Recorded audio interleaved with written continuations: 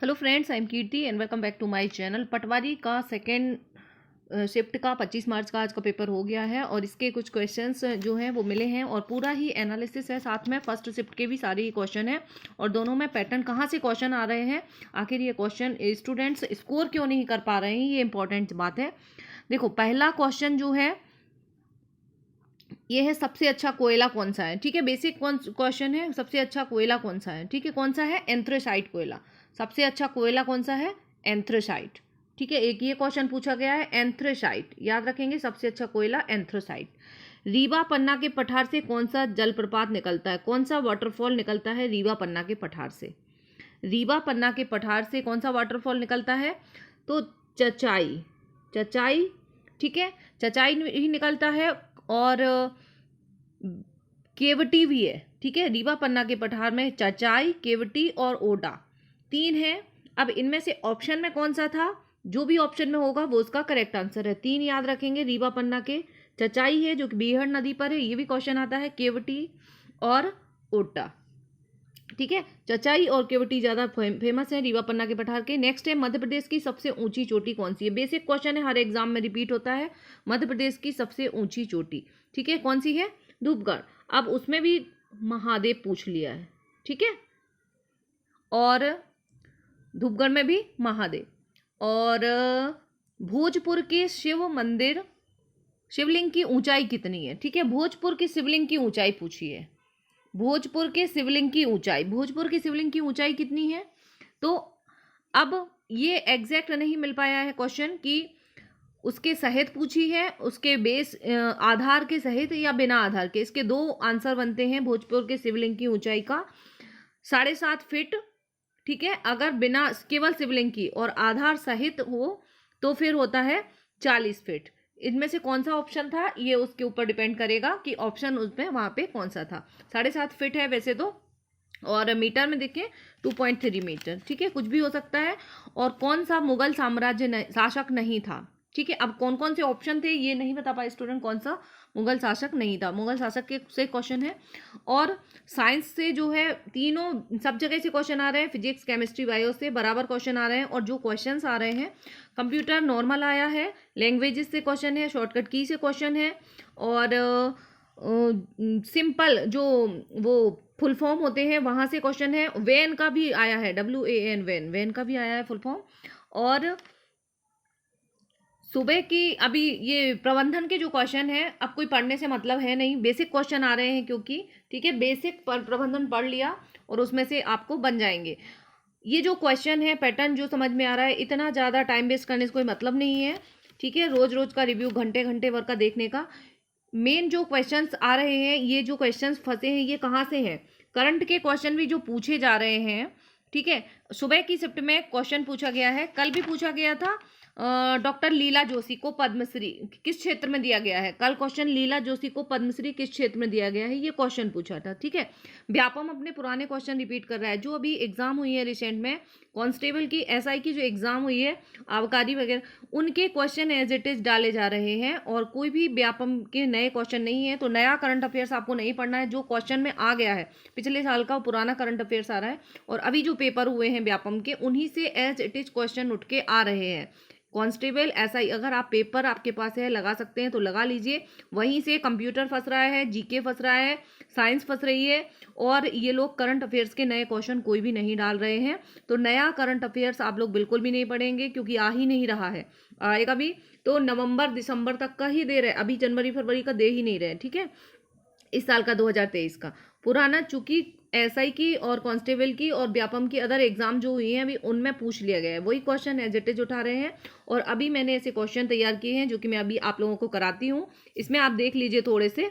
ठीक है, एक सेकेंड वेट कीजिए।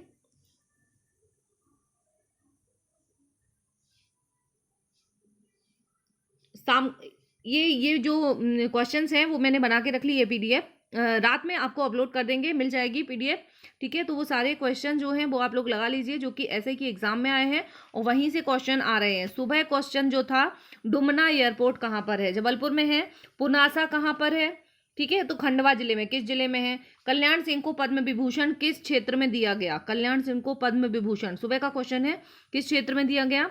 पब्लिक अफेयर के क्षेत्र में। ठीक है, अब ये क्वेश्चन ऑलरेडी पुराना है, पिछली बार अभी एग्जाम में आ चुके हैं, वहीं से क्वेश्चन, एसआई के क्वेश्चन और आबकारी के और व्यापम की दूसरी जो एग्जाम हुई है उनके क्वेश्चन एज इट इज उठा रहा है इसी साल के। ठीक है, सेल की स्थापना, सुबह पूछा था क्वेश्चन, सेल की स्थापना, Steel Authority of India Limited, SAIL की स्थापना कब की गई थी? सन पूछा था 1954। ठीक है, और सांग्रीला डायलॉग कितने साल बाद हुआ है? सांग्रीला डायलॉग कितने साल बाद हुआ है? सांग्रीला डायलॉग से क्वेश्चन था, तो कोरोना के बाद अभी 2 साल बाद हुआ है। ठीक है, तो वो क्वेश्चन है। वायु प्रदूषण एक्ट, ये सुबह के क्वेश्चन है जो मैं बता रही हूँ अभी, तो इनको वायु प्रदूषण एक्ट का सन पूछा है। ठीक है, तो क्या है? 1981, वायु प्रदूषण का सन एक्ट जो कब बना था? 1981 में। और शिशुपाल ने एमपी के किस क्षेत्र में शासन किया था? शिशुपाल ने एमपी के किस क्षेत्र में शासन किया था, ये क्वेश्चन पूछा है।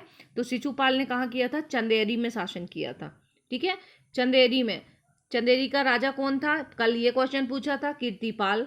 ठीक है, तो ये वही क्वेश्चन आ रहे हैं जो कि अभी एसआई में और व्यापम में आया। तो यदि आपको मिल जाते हैं क्वेश्चन तो वो लगा लीजिए, अदरवाइज आप हमारा टेलीग्राम ग्रुप ज्वाइन कर लीजिए। मैं वहाँ पे सारे मैंने लिख के रखे हैं, मैं वो नोट्स दे देती हूँ, और वीडियोस भी आपको मिल जाएंगे जिनका बाद में एग्जाम है, बट जिनका कल और परसों एग्जाम है वो एज इट इज़।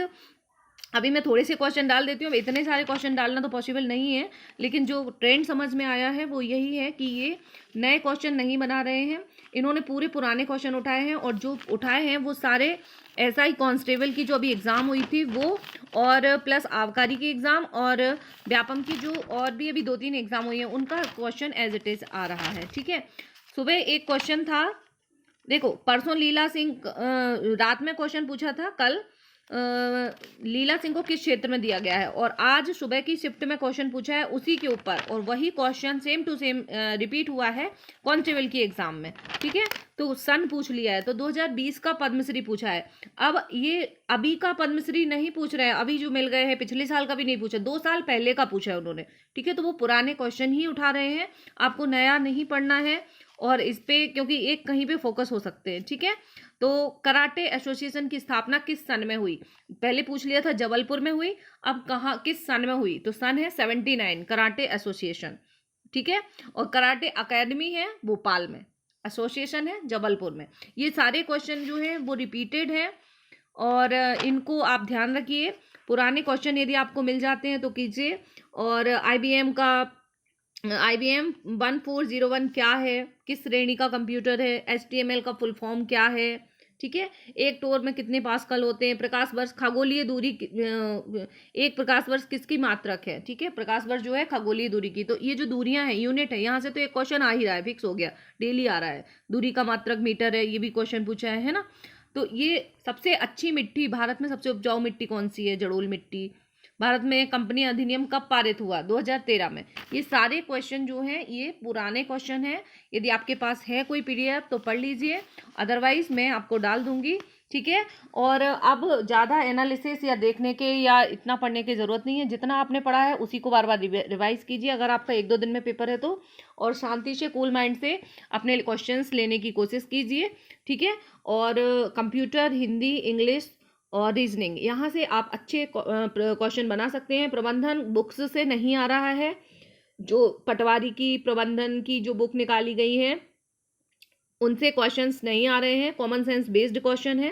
तो आपने एक बार पढ़ लिया है, उसी को बस एक बार रिवाइज कर लीजिए, कुछ नया मत पढ़िए, उसी में से आपका आ जाएगा। थोड़ा सा कॉमन सेंस बेस्ड क्वेश्चन है, और कुछ सन वगैरह जो आ रहे हैं बस किसने क्या डेफिनेशन दी उनके नाम। ठीक है, और fuel and refuel, Taylor, planning, और यहाँ से क्वेश्चन थोड़े से आ रहे हैं तो इनको बस देख लीजिए। ठीक है, और मिलते हैं नेक्स्ट वीडियो के साथ, टेक केयर।